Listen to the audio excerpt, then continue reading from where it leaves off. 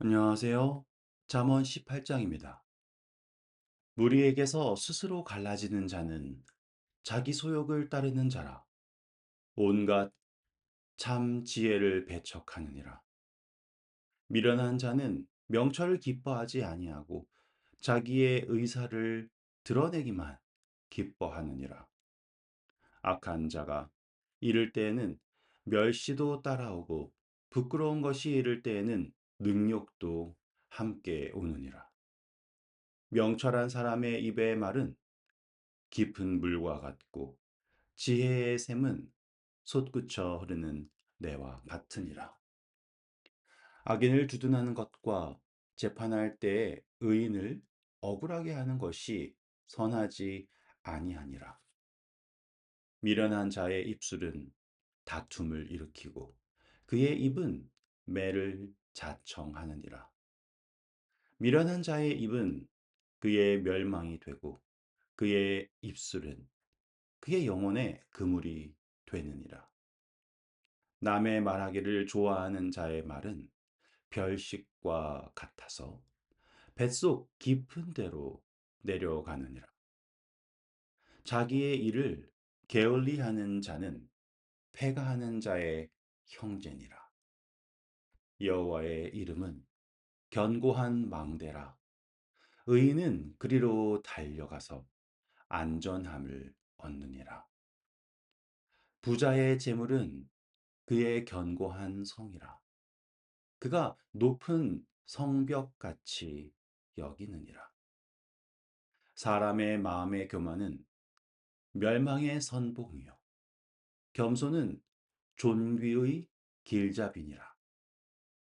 사연을 듣기 전에 대답하는 자는 미련하여 욕을 당하느니라. 사람의 심령은 그의 병을 능히 이기려니와 심령이 상하면 그것을 누가 일으키겠느냐. 명철한 자의 마음은 지식을 얻고 지혜로운 자의 귀는 지식을 구하느니라. 사람의 선물은 그의 길을 넓게 하며 또 존귀한 자 앞으로 그를 인도하느니라. 송사에서는 먼저 온 사람의 말이 바른 것 같으나 그의 상대자가 와서 밝히느니라. 제비 뽑는 것은 다툼을 그치게 하여 강한 자 사이에 해결하게 하느니라. 노엽게 한 형제와 화목하기가 견고한 성을 취하기보다 어려운즉 이러한 다툼은 산성 문빗장 같으니라. 사람은 입에서 나오는 열매로 말미암아 배부르게 되나니 곧 그의 입술에서 나는 것으로 말미암아 만족하게 되느니라. 죽고 사는 것이 혀의 힘에 달렸나니 혀를 쓰기 좋아하는 자는 혀의 열매를 먹으리라. 아내를 얻는 자는 복을 얻고 여호와께 은총을 받는 자니라. 가난한 자는 간절한 말로 구하여도 부자는 엄밀한 말로 대답하느니라. 많은 친구를 얻는 자는 해를 당하게 되거니와 어떤 친구는 형제보다 친밀하니라. 아멘. 네. 저희는 오늘 잠언 18장을 살피고 있습니다. 여기에서 또 저희가 주목해야 될 몇 가지가 있습니다. 계속 제가 강조하지만 예수님을 찾아야 된다. 뭐 문맥 속에서 이 성경 전체를 관통하는 지혜를 발견해야 된다. 이런 것들을 꼭 잊지 말아 주세요. 자, 그런 관점에서 오늘 우리가 봐야 할 것은요. 여기에 보시면 14절입니다.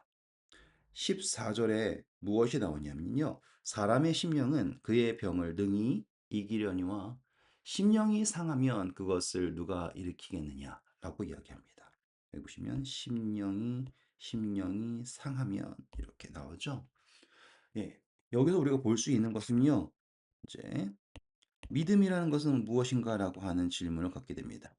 예수님께서 이적을 행하실 때 내 믿음대로 내 믿음이 이렇게 하지 않습니까? 그 사람들은 분명히 병을 네, 가지고 있었습니다. 하지만 그들이 병이 나을 수 있었고, 그리고 그 구원을 경험할 수 있는 근거에서 예수님께서는 항상 그들의 심령 속에 있는 믿음을 말씀하셨죠. 그랬을 때 우리가 본 거는, 아, 그렇구나. 사람의 심령에 열쇠가 있구나. 라고 하는 거를 우리가 볼 수 있게 되는 거예요. 이런 거를 우리가 연결시킬 수 있겠죠. 그러면 여기서 우리 조금 확장해 볼 수 있습니다. 아, 심령이라는 것이 믿음으로 가는 거구나. 그런데 보시면 우리의 마음에는요, 어떤 마음이 있느냐라고 했을 때 겸손한 마음도 있고 교만한 마음도 있겠죠. 12절 볼게요. 사람의 마음에 뭐요? 교만은 멸망의 성분이요. 겸손은 존귀의 길잡이다 라고 이야기합니다. 라고 하죠. 그러면 우리가 이제, 아, 심령은 병을 이길 수 있고, 심령은 믿음을 말하는 건데, 그 심령 안에는 어떠한 것이 있냐면, 교만이 있고 겸손이 있는데, 자, 교만은 어떤 믿음을 말하는 걸까요? 라고 하면 자신을 믿는 거죠. 겸손은 누구를 바라보는가? 라고 얘기했을 때 겸손에서는 자신을 믿는다 라고 하는 것 넘어서서 이제 하나님을 의지한다 라고 하는 것으로 여러분들이 묵상할 때 연결을 시키실 수 있게 되는 겁니다. 네. 이런 식으로 보니까는 조금 뭐라고 할까요? 잠언서에 나와 있는 것들이 우리가 성경을 이해하는 데 정말 중요한 열쇠가 될 수 있겠다라는 걸 볼 수 있겠죠. 네. 그리고 이제 마지막으로 한 가지만 더 보여드리고 끝내도록 할게요. 자, 우리 18절 한번 가보겠습니다. 여기 18절이요. 여기 보시면 제비 뽑는다라고 나옵니다. 이 제비 뽑는 건 여러분 아시죠? 이렇게 통이 있고선 이렇게 써가지고 하나씩 작대기를 뽑아가지고 확인하는 거 이걸 뭐 제비 뽑는 거죠. 우리는 뭐 사다리 타기 같은 것도 하고 뭐 이런 식으로 하지 않습니까? 그런데 제비 뽑는 것은 다툼을 그치게 하여서 강한 자 사이에서 해결하게 한다라고 했을 때 여러분 제비 뽑는다고 다 해결할 수 있는 건 아니잖아요. 하지만 이 이야기가 왜 나왔냐면 제비 뽑는 거를 다 사람들은 다 이것을 신의 뜻 이다라고 인정하기로 했던 거예요. 그래서 제비 뽑아서 나오는 결과는 받아들여야 된다라고 하는 것으로 이제 사람들이 믿어왔던 거죠. 그래서 우리가 욥기서에 보면 어떤 이야기가 나오나요? 욥기 아니죠. 요나서죠. 요나의 이야기에 보시면 어떤 이야기가 나오냐면 요나가 폭풍 속에서 배에서 자고 있을 때 사람들이 누구에 의해서 이 폭풍이 일어났는가를 확인하기 위해서 뭘 합니까? 예, 제비를 뽑게 됩니다.